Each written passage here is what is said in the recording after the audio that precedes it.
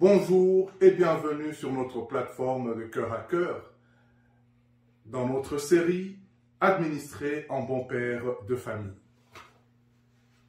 Comme convenu, à la suite de notre introduction, où nous nous sommes attardés sur Adam à la lumière des Écritures pour voir si Adam a été, oui ou non, un bon administrateur en bon père de famille. Malheureusement, nous avons constaté que Adam a échoué à cet examen. Il a échoué à cet examen parce qu'il n'a pas pu être bon gardien de ce que Dieu a mis à sa disposition, notamment garder le jardin d'Éden. Comment est-il arrivé à ne pas se comporter en bon père de famille? Nous voyons que Adam a été distrait, il a manqué de vigilance et il a cherché à partager sa responsabilité alors qu'il devait s'assumer en tant que leader. Et d'où est venu le péché originel? Parce qu'il a désobéi à l'ordre de Dieu de ne pas consommer du fruit de l'arbre du bien et du mal. Et là, la porte s'est ouverte au mal et voilà que lui et sa conjointe, son épouse Ève, ont été chassés du jardin d'Éden. Et nous avions par là même promis de revenir dans un autre chapitre pour voir qu'a fait le deuxième Adam, Jésus-Christ, à la place de des erreurs commises par Adam. En effet, Adam n'a pas réussi à remplir son rôle de gardien du jardin d'Éden, comme on l'a dit, en tant que bon père de famille. Son manquement et sa responsabilité a eu des conséquences durables pour lui-même, sa famille et toute l'humanité. Et de là s'est introduit le péché originel. Dieu est revenu avec un second plan, c'est celui du deuxième Adam, le maître des temps et des circonstances, Jésus-Christ lui-même. La Bible, il le dit lui-même, il est le personnage, la personnalité centrale de la parole de Dieu depuis le commencement. Et il est la rançon dont Dieu s'exclame dans Job, qu'il a trouvé une solution. Donc, notre Dieu visible, Jésus-Christ, notre modèle par excellence. C'est pourquoi, tout de suite, il y a eu Adam, le deuxième Adam. Nous devons parler du deuxième Adam pour faire une comparaison qu'aurait fait Jésus-Christ à la place d'Adam, devant la tentation. Alors, comme je disais, le concept du deuxième Adam est souvent utilisé dans notre théologie chrétienne, dans la vie chrétienne en général, pour faire référence à Jésus-Christ. Adam est considéré comme le premier homme dans la tradition biblique. Et son péché, malheureusement, dans le jardin d'Éden, a conduit à la chute de l'humanité. Jésus est donc venu comme le deuxième Adam, car il est venu pour réparer les conséquences du péché d'Adam et nous restaurer l'humanité en relation avec Dieu. Comment l'a-t-il fait? Eh bien, nous allons juste extraire tout le long de son ministère, c'était la restauration. Mais nous allons extraire un aspect de son ministère pour faire un parallélisme, une analyse comparative dans les mêmes circonstances. Comment aurait agi Jésus à la place d'Adam? Alors, nous tirons de la parole de Dieu une comparaison intéressante entre les actions d'Adam et celles de Jésus-Christ. Alors qu'Adam a succombé à la tentation dans le jardin d'Éden, entraînant la chute de l'humanité, Jésus a fait face à des tentations similaires, mais est resté fidèle à Dieu. Dans les évangiles, il est relaté que Jésus a été tenté par le diable dans le désert après avoir jeûné pendant 40 jours et 40 nuits. Et là, nous allons nous situer dans la parole de Dieu. Matthieu 4, des versets 1 au verset 11 que nous lisons. Donc, le contexte de Jésus devant la tentation, c'est celui qui est le plus proche de la situation qu'a vécu Adam. Matthieu 4, nous lisons des versets 1 au verset 11. Alors Jésus fut amené par l'Esprit dans le désert pour être tenté par le diable. Après avoir jeûné 40 jours et 40 nuits, il eut faim. Le tentateur, s'étant approché, lui dit, « Si tu es le Fils de Dieu, ordonne que ces pierres deviennent des pains. » Jésus répondit, « Il est écrit, l'homme ne vivra pas de pain seulement, mais de toute parole qui sort de la bouche de Dieu. » Le diable le transporta dans la ville sainte, le plaça sur le haut du temple, et lui dit, « Si tu es le Fils de Dieu, jette-toi en bas, car il est écrit, il donnera des ordres à ses anges à ton sujet, et ils te porteront sur les mains, de peur que ton pied ne heurte contre une pierre. » Jésus lui dit, « Il est aussi écrit, tu ne tenteras point le Seigneur ton Dieu. » Le diable le transporta encore sur une montagne très élevée, lui montra tous les royaumes du monde et leur gloire. Et lui dit, « Je te donnerai toutes ces choses si tu te prosternes et m'adores. » Jésus lui dit, « Retire-toi, Satan, car il est écrit, tu adoreras le Seigneur ton Dieu, et tu le serviras lui seul. » Alors le diable le laissa, et voici les anges vinrent auprès de Jésus et le servaient. Le même passage où ce contexte, l'évangéliste Luc revient là-dessus dans Luc 4, de verset 1 au verset 13. Alors, cette comparaison entre Adam et Jésus nous met en lumière ce contraste entre le péché et la désobéissance d'Adam, qui a conduit à la chute de l'humanité. En contraste entre le péché et la désobéissance d'Adam par rapport à la fidélité et l'obéissance de Jésus-Christ, le réparateur de brèches, le deuxième Adam, notre restauration. Et cela, notre restauration, Jésus nous a ouvert la voie au salut et à la rédemption pour tous ceux qui croient en lui. En tant que deuxième Adam, Jésus nous a démontré ce que nous pouvons retenir essentiellement. Jésus a démontré sa capacité à triompher là où Adam avait échoué. Et cela nous offre ainsi une nouvelle espérance. Jésus a réussi. Et comme lui a réussi, nous avons réussi avec lui. Cela nous donne une nouvelle espérance et une nouvelle vie à ceux qui se tournent vers lui. Amen. Alors, nous imaginons comment aurait agi Jésus dans le jardin d'Éden. Cela suppose une réflexion, comme on l'a fait, une réflexion spéculative, car le récit biblique ne mentionne pas directement la présence de Jésus dans le jardin d'Éden, en se posant cette question. Mais il s'agit là du deuxième Adam, donc la comparaison est de mise, la comparaison est obligatoire. En se basant sur les enseignements bibliques concernant la nature de Jésus et ses actions dans d'autres contextes, on peut formuler alors, arriver à tirer des conclusions comme nous venons de faire ce parallélisme-là.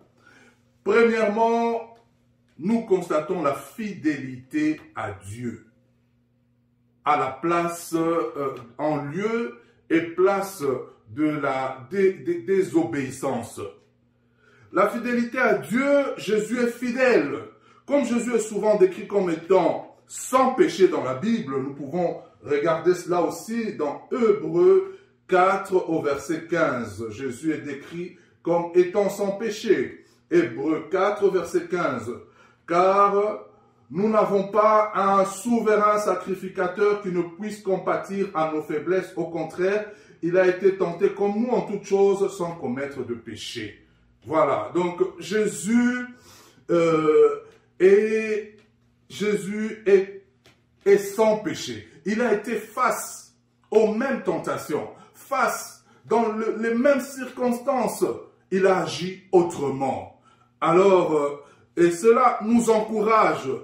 Et justement, contrairement à Adam qui a succombé à la tentation, Jésus a résisté à toute forme de séduction et de désobéissance. Et aujourd'hui, cela est très important pour nous parce que face aux deux circonstances, nous avons la parole qui nous aide, qui nous place dans le contexte d'une part d'Adam et qui nous place aussi dans le contexte de Jésus. Et Jésus nous enseigne. Dans ses réactions, il fait référence à la parole. Il brandit la parole. Chose, ce n'est pas anodin. C'est une notion. C'est pour nous de remarquer cela, pour aussi agir de même que Jésus, qui réfère à la parole, qui s'en tient à la parole, qui répond au malin, la victoire que nous avons vis-à-vis du malin, car Dieu ne nous expose pas à une tentation sans nous en donner les moyens de pouvoir nous en sortir. Et les moyens de pouvoir nous en sortir, comme Jésus l'a fait, c'est la parole elle-même.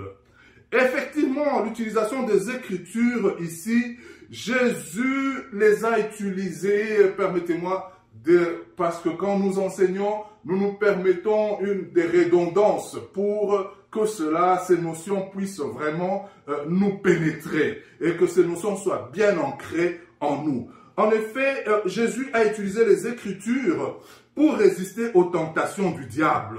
On peut imaginer qu'il aurait également cité les Écritures et s'appuyer sur la parole de Dieu pour maintenir sa fidélité dans le jardin d'Éden. Il serait dans le jardin d'Éden, il allait tout simplement rappeler au serpent qui s'est mis à séduire Ève, et Ève à son tour s'est tournée vers son mari. Lui, s'il était vigilant, comme Jésus a été vigilant pendant que le diable l'a tenté 3 fois, eh bien, il aurait juste brandi. Il serait dans ce jardin d'Éden, il allait rappeler au diable sa place et à la lumière des Écritures, le diable allait s'enfuir et se tenir loin de lui.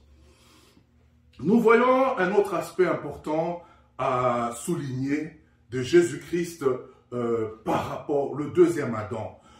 Il y a un caractère spécial de Jésus-Christ qui ressort si nous le plaçons dans les mêmes circonstances des temps et des lieux d'Adam. C'est l'empathie et la compassion. Jésus était connu pour sa compassion envers les personnes en détresse et son amour pour l'humanité. Il est donc plausible, il est donc possible qu'en tant que figure divine, amen, donc en tant que Dieu visible, en tant que figure divine, il eut de l'empathie envers Adam et Ève lorsqu'ils ont succombé à la tentation, tout en déplorant les conséquences tragiques de la désobéissance, malheureusement, en les déplorant. Alors, c'est pour tirer vraiment les points importants de Jésus placés dans les mêmes circonstances de temps et de lieu, nous allons tirer aussi un élément qui est celui de sa mission de rédemption qu'il a assumée à la croix. Même si Jésus n'était pas présent dans le jardin d'Éden, il est venu sur terre des milliers d'années plus tard dans le but de réparer les conséquences du péché d'Adam. Sa mission de rédemption impliquait de fournir un moyen pour l'humanité de retrouver la relation avec Dieu brisée par le péché originel. En résumé, Jésus, qu'aurait-il fait dans le jardin d'Éden à la place d'Adam? Bien que les récits bibliques ne fournissent pas des détails sur la présence de Jésus dans le jardin d'Éden, on peut imaginer qu'il aurait agi de manière parfaitement fidèle à Dieu. En lui, il n'y a point d'ombre de variation.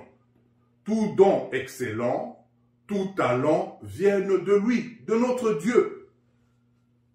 Il aurait utilisé sa parole et sa connaissance des Écritures pour résister à toute forme de tentation.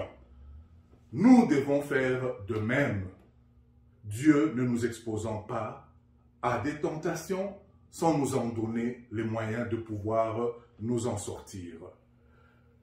Et voilà notre commentaire, si vous voulez, ou bien notre analyse.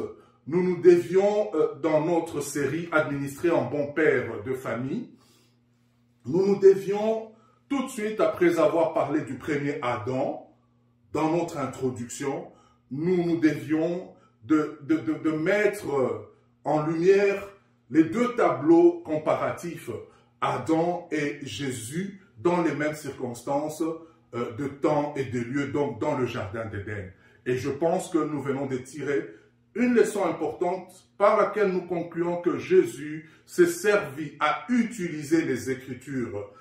Leçon que nous devons tirer et appliquer nous-mêmes dans notre vie de tous les jours. C'est pour cela que Dieu vient parler à Josué en lui disant, Josué 1:8, que ces livres de la loi ne s'éloignent pas de ta bouche. La parole ne s'est pas éloignée de la bouche de Jésus. Et à la suite de notre série Administrée en bon père de famille, nous allons parcourir, parce que Jésus nous dit qu'il est la personne centrale depuis le commencement. Quand Dieu décide de créer la terre, eh bien, il convoque le conseil divin. Il y a Dieu le Père, Dieu le Fils et le Saint-Esprit se mettent ensemble. Jésus est là, il est présent. Il est la parole. Jean 1 le définit très bien en disant qu'au commencement était la parole.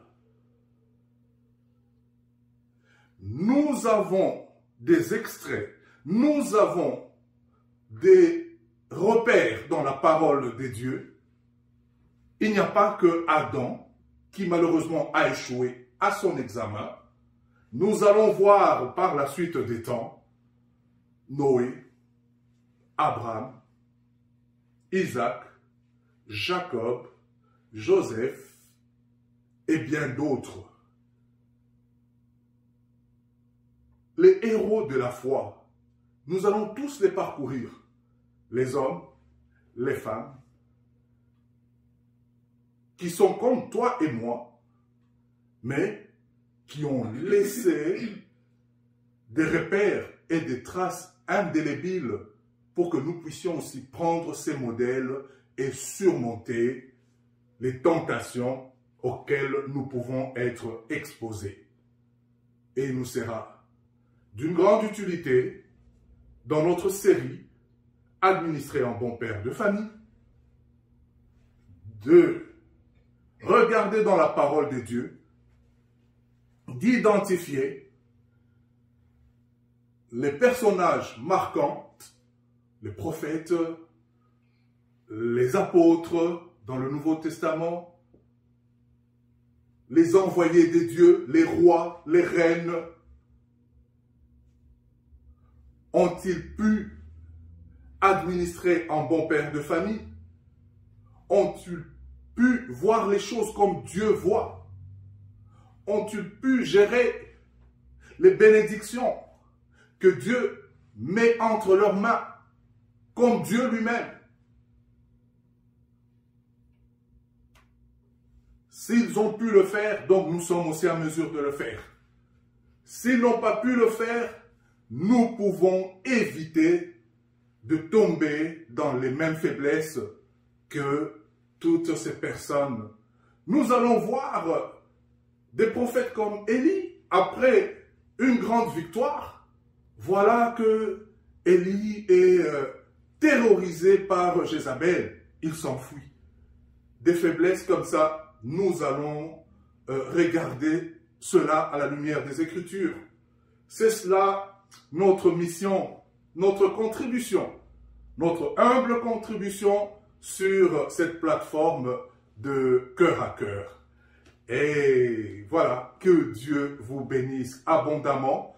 Restez connectés, restez attentifs à l'ensemble de nos émissions. Nous avons un site cœur à cœur.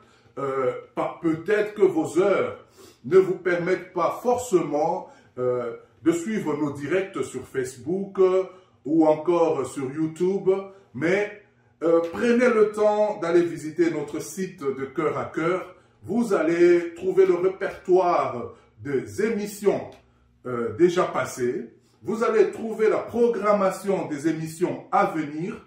Vous allez regarder aussi les rubriques qui vous intéressent directement ou personnellement. Quant à moi, je m'en vais vous dire que tout est un ensemble de tout et tout m'intéresse. Je pense qu'il est aussi de même pour toi. Regarde en bas de ton écran, il y a une bande défilante qui donne toutes les coordonnées et comment vous pouvez nous joindre à cœur. Soyez donc abondamment bénis. C'était notre série administrée en bon père de famille, animée par votre humble serviteur, pasteur Papi Samuel, maître Cyril Mounika. Bonsoir ou bonjour.